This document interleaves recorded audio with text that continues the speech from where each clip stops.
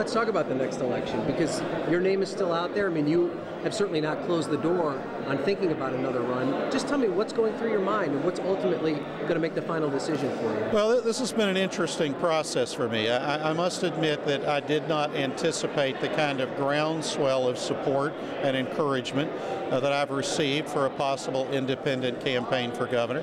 I think that simply speaks to the fact that there is a real concern on the part of many Virginians and business leaders in our state about both Mr. Cuccinelli and Mr. McAuliffe. And they know me, they like me, they've worked with me, they trust me. So, I've been encouraged by the support that we've received from across the state. So we're going to continue the process of doing the due diligence on the possible independent campaign. But, for me, this is going to come down to two questions.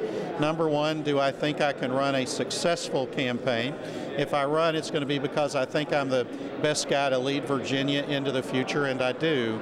But it's also going to be because I think I can win. I've been very clear that I'm not interested in engaging in a campaign simply to be a spoiler of some sort. I want to know that I have a realistic chance of winning.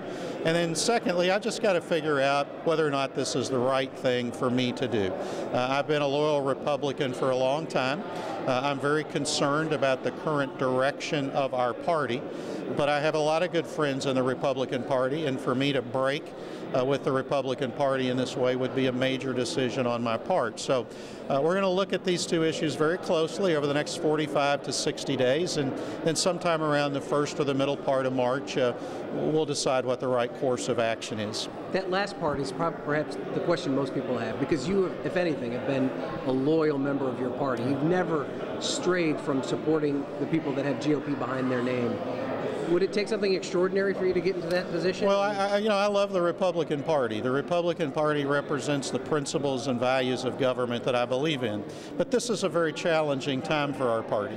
I think in a sense our party is in search of an identity, and we have to decide what kind of party we want to be, what kind of image we want to project, what kind of issues we want to focus on. And that all starts with the kind of candidates that we want to nominate.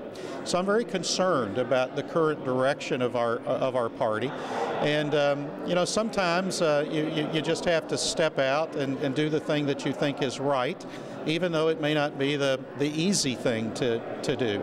So my focus right now is in what's best for Virginia, and not what's best for Republicans or Democrats, but what's best for Virginia.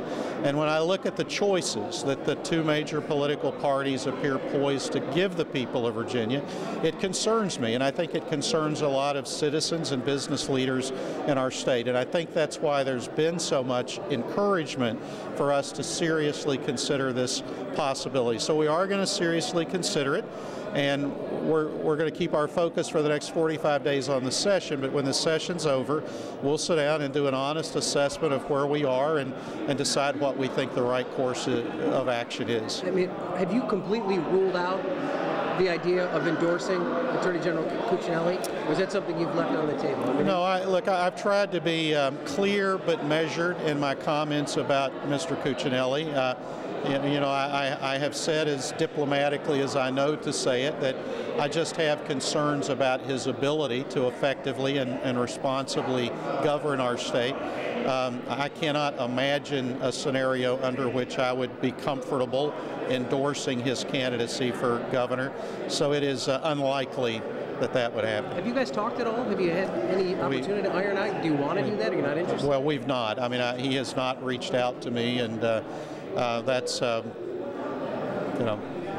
surprising.